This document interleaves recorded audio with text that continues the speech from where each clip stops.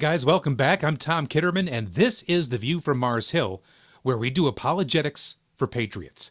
Today's Saturday, February 2nd, 2019. This is episode 6, What's Really Going On with Abortion?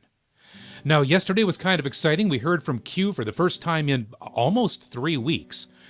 And what Q posted was interesting. He basically reposted the post that he had reposted just before he went dark. And that post had to do with the topic of abortion and, more importantly and specifically, Planned Parenthood. As Q points out in that post, Planned Parenthood is really nothing more than a money laundering and a donation guaranteeing mechanism for Democrat candidates. And he was using this to point out that what's happening with the abortion laws being passed in the United States right now, this is all expected, Q said, and Anons were aware that all of this was going to happen, and Anons know what's really going on with this issue. But what is really going on with this issue? Well, to begin with, if you've been listening to the news at all, you're aware of the fact that just recently, in the last couple of weeks, Governor Cuomo of New York signed into law a bill guaranteeing abortions right up to the minute of delivery in the state of New York. And here's a summary of just some of the things that are in that bill. The new law permits late-term abortions when a woman's health is endangered. The bill does not, however, go on to define what that actually means. So what's the upshot? Well, of course, it's going to be whatever the physician and or the mother decide is injurious to her health, and that can be not only her physical health, but of course, her mental health and emotional health as well. Now, the state's previous law had been on the books for 50 years. That law only permitted abortions after 24 weeks of pregnancy if a woman's life was at risk. The new law, by the way, also makes the section of state law dealing with abortion, it moves that from the penal code to the health statutes. And it also authorizes midwives and physician assistants to perform some abortions. Now listen to this. According to the New York State Department of Health, 285,127 induced abortions occurred in the state between 2012 and 2014. The average number of live births for the same 3 years was 237,499. That is 17% less than the number of abortions. Nationwide, the vast majority of abortions take place in the first trimester. Now, this bill, which is called the Reproductive Health Act, expands abortion past 24 weeks through birth and makes abortion also a fundamental right of women in the state of New York. And by the way, it prohibits all limits, which Roe versus Wade did not originally do. Now, at first glance, when you read through the text of the bill, which I'm going to post in the comments, the law appears to restrict late-term abortions, but it adds that broad health exception for abortions after 24 weeks. The exception would allow women to abort unborn babies up to 9 months of pregnancy for basically any reason, including age, economic, social, and emotional factors. That's according to the New York Right to Life organization. Now, it also does one more thing, and this is extremely critical in this debate. It redefines person as a human being who has been born and is alive. And again, it goes on to describe abortion as a fundamental right. Now, a lot of people believe that this legislation poses serious dangers to women's lives and their rights as well, because what it does is it removes protections from illegal abortions. An abortion is no longer a criminal activity, and that will open the door for all kinds of abuses. According to New York State Right to Life, back alley abortionists, abusive partners, or parents and others will no longer face charges for illegally killing an unborn baby, even if the mother wants her child. Now, for example, in early December of 2018, a resident of Saratoga County in upstate New York was arrested for punching the stomach of a woman who was 26 weeks pregnant in an attempt to cause a miscarriage. Now, that man was charged with abortion in the second degree, but under the Reproductive Health Act, the attacker would not have been charged with a felony. Protections for babies born alive after botched abortions also would end under this new bill. Additionally, the bill says the state cannot deny, regulate, or restrict abortion, not even for common sense reasons like parental consent for minors, informed consent, or limits on taxpayer-funded abortions. And it's further predicted that this bill is going to lead to the suppression of pro-lifers' freedom of speech and conscience as well. Doctors and nurses who refuse to help abort unborn babies could lose their jobs, and pro-life advocates could be persecuted for just speaking out on the topic of life. So at this point, you may be asking yourself, how in the world could this happen? What's going on here? How could we get to a state of affairs where something this egregious, something this clearly evil, can possibly come to be? I mean, if you're aborting a baby the minute before it's due to be born, when that woman is dilating and she's having contractions, is this not just clearly infanticide? How can you call it anything else? Well, here's the deal. This is the result of a trend that started in academia about 20 years ago. And what's going on here is a kind of a philosophical sleight of hand. Now, because of the science of embryology, you can't argue anymore that the baby's not a person, that the baby is not a human being. That's clearly true. From the moment of conception, that fetus is in fact a human being, and it has all the DNA that it's ever going to have. That is a human being. That can't be denied. It's not going to be a monkey or a rat or a frog. That's a baby.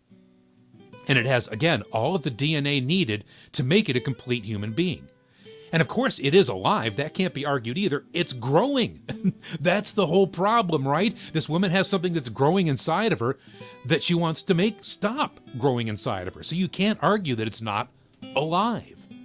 So here's what they had to do. They had to create a new category called personhood. What is personhood? Well, to begin with, it's a distinction where there is in fact no real difference. And as we come to find out, the definition of personhood is completely arbitrary. Now, back in 2007, on the radio version of The View from Mars Hill, I was reporting on this very topic. And here's some of what we learned back those many years ago, back in 2007. Now, I'm going to describe to you a hypothetical argument on abortion. Let's just say that the theory behind this new New York State bill, and in fact all of Roe versus Wade, is true, that the unborn baby is not in fact a person. Now, since only persons have rights, then that means we can do anything we want to the fetus with impunity. It doesn't count. But let's take the argument a step further. What about the fetus after it's born? Let me ask you this question. Does that short journey down the birth canal make that baby any more of a person?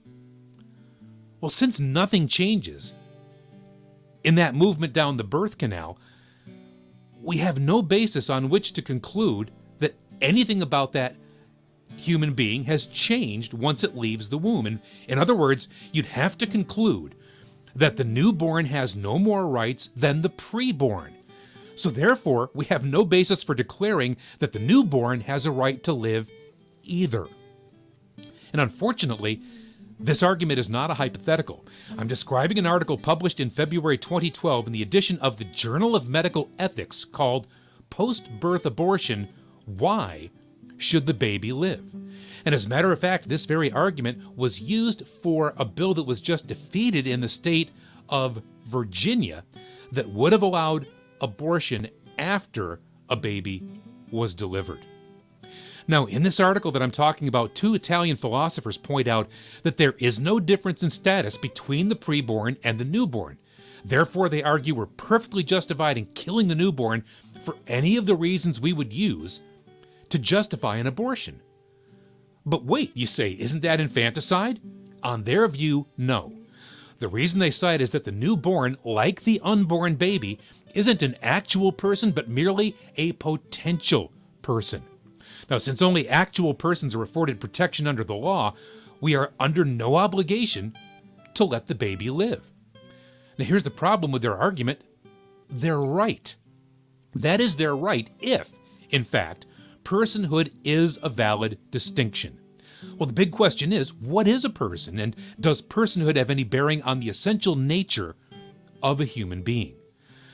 Now, if you ask most people what personhood means, you'll just get a blank stare.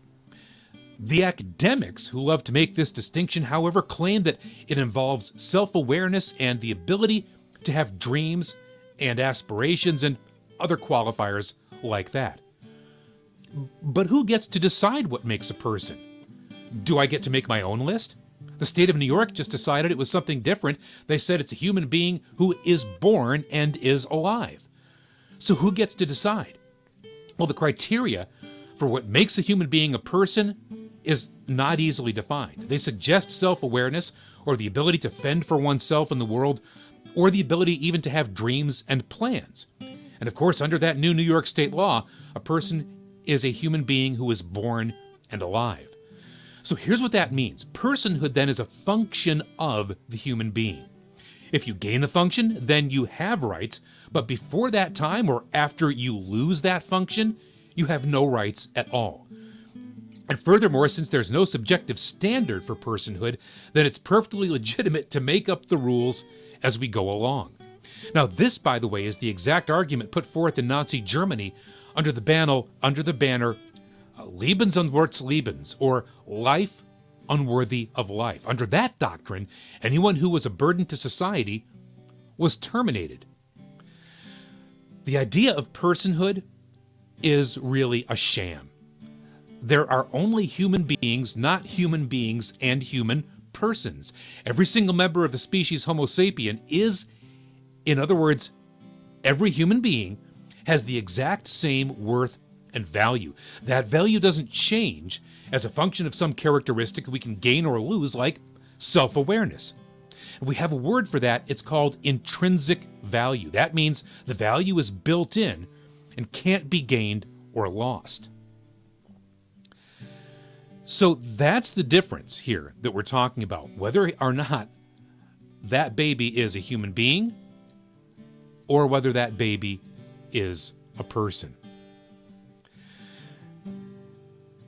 So what's at stake here is what makes human beings valuable. That's what we're arguing. In the Christian worldview, that value, as we just mentioned, is intrinsic. It's built into the human being based on the fact that we are image bearers of God. According to the secular humanist worldview, our value is not intrinsic, but what they call instrumental. It has to do with what we can think, do, or say. Now notice something. Intrinsic value is an objective standard with no gray area.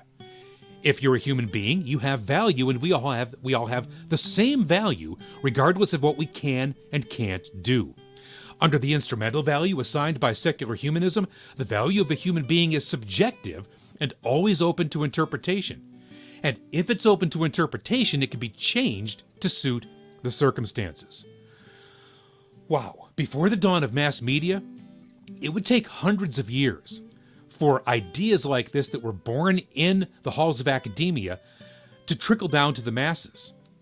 Now, with the advent of radio and TV, that gap closed to like 30 to 50 years. And now with social media, that gap has been closed to less than 10 years. And again, I was talking about this back in 2007, and here it is only 12 years later, 2019. If you want to know where the battle is, it's in the universities. That's the petri dish for all the disgusting fungus that's being created to pervert God's sacred order for humankind. Now, the next time we get together, we're going to talk about some of the techniques for red-pilling people on the topic of abortion and on the topic of human value. And then in the following episode, we're going to take a look at where all of this is eventually heading. That's all for this time, friends. Thank you for being here with me. Hey, if you like what we're doing here on Mars Hill, do a couple of things for me. Like this video, share it with your friends, and leave a comment in the comment box. I really need your input on how to make this channel better. By the way, don't forget you can always subscribe to The View from Mars Hill and hit the bell for notifications if you do, so that you'll always be aware of when we're posting new material. That's it for now. Thanks for being here. God bless you. Have a great afternoon. I'll see you next time. Bye-bye.